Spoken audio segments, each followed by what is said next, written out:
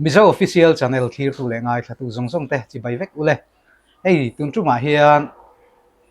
Republic Veng Local Council Secretary PC Mal Som thanga anong kom don ani a kan kom na chan tur hi soita kan khan tun line social media nimin lama thil thleng ha dar na sa hle maya ZPM office kota Mizo pa pahni hinti boya kha social media lama in nial na chok suak le maya thenin a ZPM thil ti ni tiangan soite pon oma ZPM pu chia tumna tam hle a chu ti rualin a thenin azurui thlawang ho mai mai ti zongin Republic Local Council te pon deman tok na sa hle boka thalaya khan thu chiang zo dap kan an tum mania tuna hian Local Council Secretary somte anang kom do ania opu somte chi baile chỉ bảo ule nimin lama thil thleng kha kan thredo furin rin oma social media alu ne hle maya enge thil thleng dan tlang puya kha hriat ang temin an thrit masa ta che ule ei voinia mizo official channel te thu chiang jok duin ta minom pan wang maya ama sain Republic Veng puite ayo in local council mingin lom thu kan sai ruan chi bai kan buk chu ni ta se tha mai ule ni e kha kan thria tamin video la review maya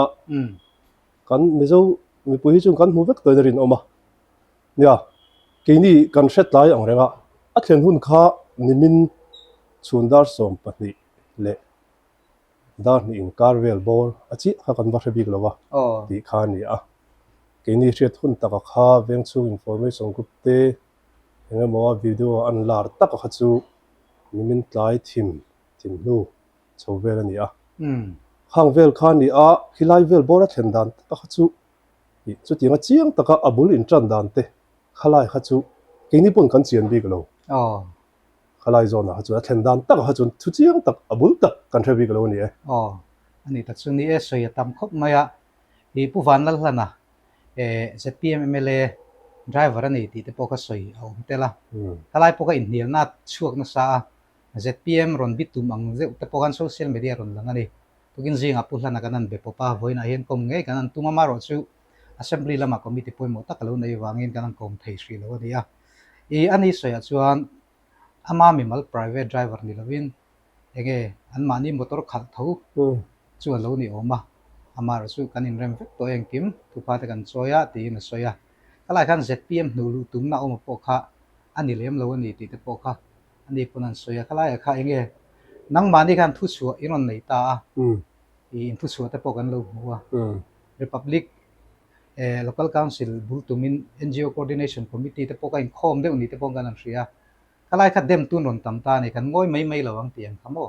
kan veng pa ngai ku ta tura kan veng chunga kalai kha intin ngai malak zel da na kha hria ta cha ko ni veng chung group ate a video ten dara kanan lu a ni zandar kwa vela khan emergency sitting local council chuan kan han ko ba chuta chuan NGO a OMA te VDP OB OMA kha OB achan chu a emergency to a zau tak in ko khom kha a thei to lova au mang ang OMA OB le VDP OB te kan hin ko khom kan han riam hala ni a local council malak na ni a amaro chu local council bila rel kan ni lova Republic Veng NGO te na lungro ta kan tu na ni a nia ni zandar som pakhat le som pani in carvel thleng kha ro ka han rela malak dan tu te apoi mo bera chuan keini Republic Veng Local Council NGO te chuan atunga thiam lo ti kha kan chui ber kha ni lova kan nau te po kan veng tlangwal te po an lo thiam lo jok the khalai chu engpo ni ta se keini na kan han ngai poi mo lai taka chu kan veng chu nge kan veng tlangwal soi saka uchuak taka diriam taka soi saka ni la ya kha mishing za omna inra be sakna ni angain helai hen mala ngai ni ti khan tutlung na kan siama an thu chote po Mizoram pum hian an threto in kan ringa a mishing mimal in dem na te veng in dem na te kan veng han mi han tran bik na em mo chi te po kan nei chuang lova khala ya kha amaro chu khoi mun po ni se mihring zawm na ra be sang na zawk anga in soisak indiriam na khala he kan du lo ne khami wanga thu chu te po siam kan ni a chuan ni chin han ni e politics ang zong te po kha soi kai do an ma politics ang zong soi kai chi ni lo ai ti boina zone kha ZPM office zone ani a video langa chu zong chu ni mai apa ka soi I kai tu rom lo mi zo mi puite I thil hi ani na hi soi la a politics zone in be na chi ni lo zone hian thil ani lo zong le helai asira anianga tiang zong kan in ti hian ramin ma son lo kan nung bek zong kan nung tol zong ni ti lai te poi thar tai la a politics zong hi chuan isoi kai lawang u ti kha mi zo mi puite po kai nge ni ta se athange ka soi ki me mo ka helo lai kha alo mom hle mai dia social media mi tam tak te dem dana chuan dia mani veng chu mani se khati taka zurui thlawangan hau chu ti ka arik dana nia chu ti ro la ro chuan local council in then khat chuan main la khan lo mani ni lo ta se boina na sa zo ka thleng thei nia soi te po oma chan chu veng chu thalai tam tak thian te po lo nei ve an lo thin rin ve ni soi te kha oma diken ka lai ka nya thil thleng thei ti hi chuan huap zau wanga ai ngai thleng thei kha asbi kha soi thei lo wanga thilom thei ania khang te pon ni ta wa chuan a minga khotang hui tu te pon I kangai tu thlen ve po kha anga ya ti talowila enga mo khotang hui tu te ma la talowila enga mo boru du om lo zo te po kha thil thleng thei kan soi jing a ha te la chu chu ni a enga po chu ni se I tu na kan malak na china hian mun taka kan ngai tu ni a ma la talawila enge molian tham chu a thleng ve thei ngam o ti lai chu rin ro chuan om ve chang kim chen kim khop mai nia so yang deuh khan veng chung min na kha te nga veng chung ku tan tur ka mi tam tak thin na tirim ve thau boka alai khan nia borok na sa zo ka thlen lo na turin local council kai hruina huain che chu ka nia ti khan tun din huna hian in tin nge in rem ang deuh thom te kha oma soi theim FIR helu te kha oma ni jang kan han rela thu chu kan han siama an thu chu po khan lang thowa ni jan khan an committee zo an meeting zo khan I kan phei nga la FIR ba thelu ni a ni jan la khan kan police ten chak takin man la a lokapa an dalun nga la I heta asoi chaw ku tu te po kha medical tian ni a angking engeng mo apoi mo ti fel nu khan kini po dar ni le dar thumin kar vel tain ka thia ma ni in lam panin kan ho dar ta khan ni a ne voin lama kini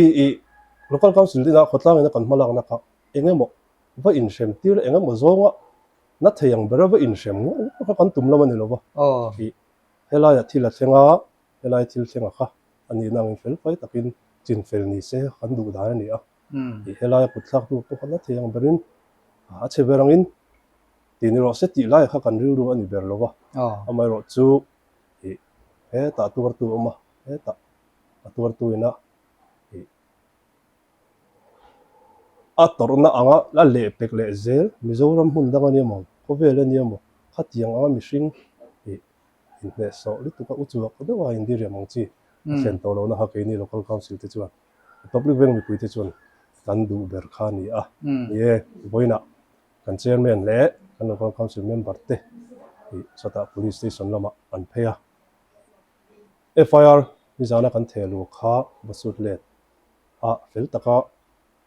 in rem fel in tuna hian om to ani aton tonin kan lo hriat dana te po atuar tu chung te le ku thlak tu chung te po in rem fel takin ti khan an kal ni kan hria tak ani mo kha ni lo mom le mai ni